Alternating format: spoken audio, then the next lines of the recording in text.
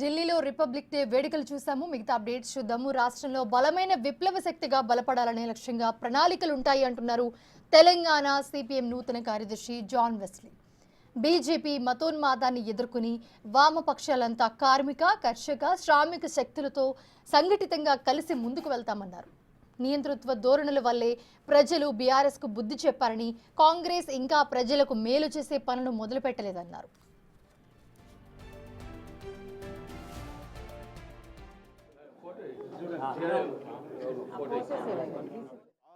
జగోరే జాగో అంబేద్కర్, జగత్ జననేత అంబేద్కర్, భవితకు మార్గం అంబేద్కర్, బడుగులకు ప్రాణం అంబేద్కర్, మా బల్లో టీచర్ అంబేద్కర్, మా బతుకు ఫ్యూచర్ అంబేద్కర్, మా దారికి టార్చ్ అంబేద్కర్, భారత్కు మార్క్స్ అంబేద్కర్. ఈ పాట నాతోటి రాయించింది వెస్లీ. ఎన్నో ఉద్యమాలకు వేదికగా ఉన్న ఉమ్మడి మహబూబ్ నగర్ జిల్లా అమరంచింత గ్రామంలో పుట్టడం ఎంతో గర్వంగా ఉంటుంది అంటున్న జాన్ వెస్లీతో మా ప్రతినిధి Venkat face to face. CPM party నూతన కార్యదర్శి జాన్ వెస్లీ ప్రస్తుతం మనతో ఉన్నారు. అన్న చెప్పండి, ఎట్లా పల్లె నుంచి పట్నం దాకా ఈ ప్రస్తావన ఇవాళ దళిత సామాజిక వర్గాలు కూడా ఇవాళ చాలా హర్షం వ్యక్తం చేస్తున్నటువంటి నేపథ్యం కూడా ఉంది.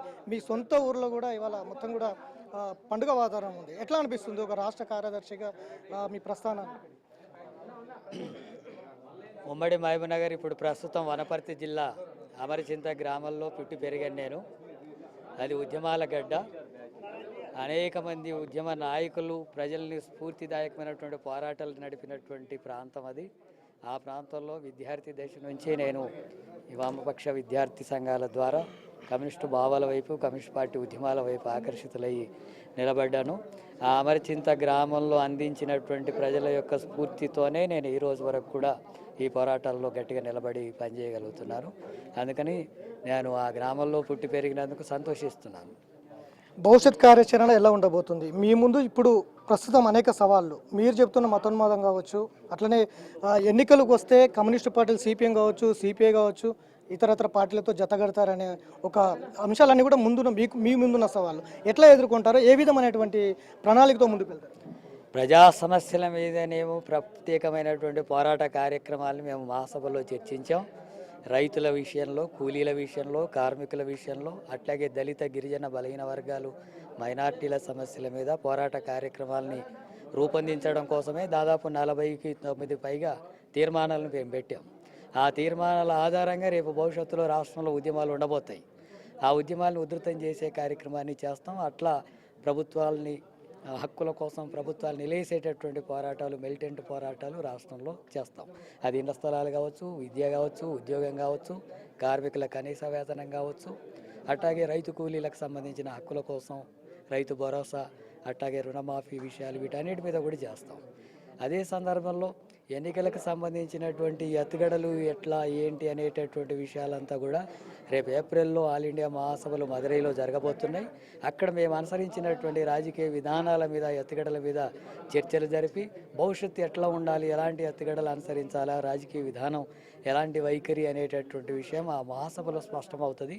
ఆ మహాసభ నిర్దేశించిన దానికి అనుగుణంగా మన రాష్ట్రంలో కూడా ఎన్నికల ఎత్తుగడలు ఉంటాయి. గత 10 ఏళ్ళు కూడా బీఆర్ఎస్ ప్రభుత్వంతో మీరు ముందుకు వెళ్ళినటువంటి నేపథ్యం ఉంది. ఇప్పుడు నూతనంగా రాష్ట్ర కార్యదర్శిగా ఎన్నికయ్యారు.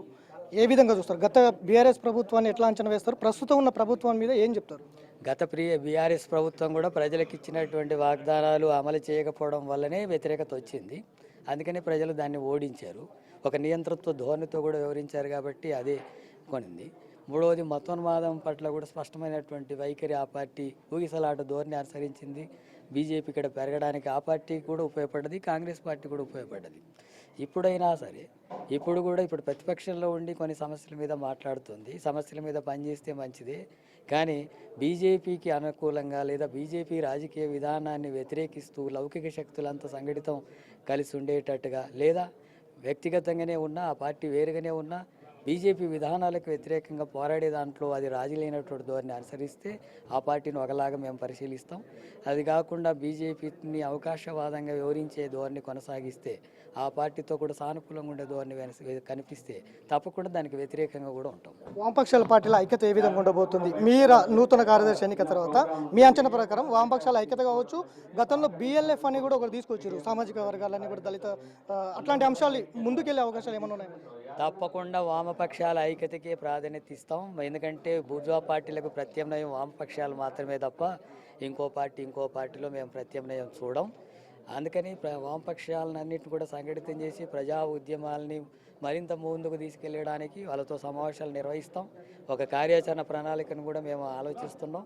ఆ కార్యాచరణ ప్రణాళిక మొత్తం వామపక్షాలంతా కూడా కలిసి వచ్చి వైఖరి చర్చించి ఒక నిర్ణయానికి వచ్చిన తర్వాత వామపక్షాల ఐక్య కార్యాచరణ పోరాటాలు కూడా రాష్ట్రంలో ప్రధాన పాత్ర నిర్వహిస్తాయి. వాటికే మేము మొదటి ప్రాధాన్యత ఇస్తాం.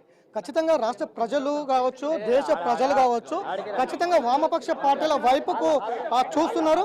ఖచ్చితంగా రాష్ట్రంలో దేశంలో ఒక ప్రత్యామ్నాయ శక్తిగా ఎదిగేందుకైతే ప్రయత్నం చేస్తామంటూ కూడా నూతనంగా ఎన్నికైనటువంటి కార్యదర్శి సిపిఎం పార్టీ రాష్ట్ర కార్యదర్శి జాన్ వెస్లీ చెప్తున్నటువంటి నేపథ్యం. వీడియో జర్నలిస్ట్ గౌస్తవ్ వెంకట్, బిగ్ టీవీ, హైదరాబాద్.